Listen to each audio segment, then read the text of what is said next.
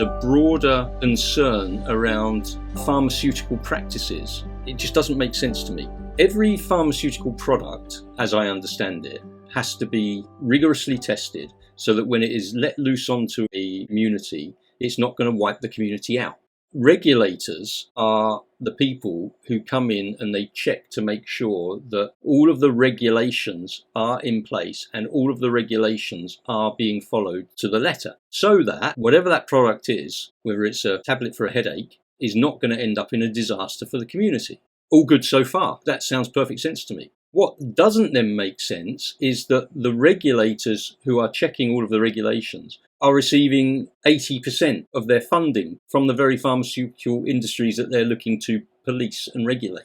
Now that seems to me like a very big conflict of interest, a little bit odd. Pharma themselves, with litigation, if they put out a product that is proven to be harmful, think of thalidomide. A lot of the research on these products takes years. COVID came along and they just took something already in the works from previous SARS cases and developed it. They lost the narrative with some people in society who began to distrust what was being given.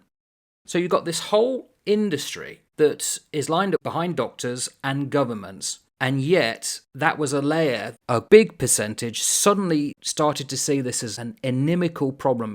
It was more than untested, it was taking away our freedoms. The logic seemed to be, don't trust Big Pharma, don't trust alternate mumbo-jumbo, don't trust anyone. And I ask why? Why did that become a thing? I think because this, what we are doing, was closed.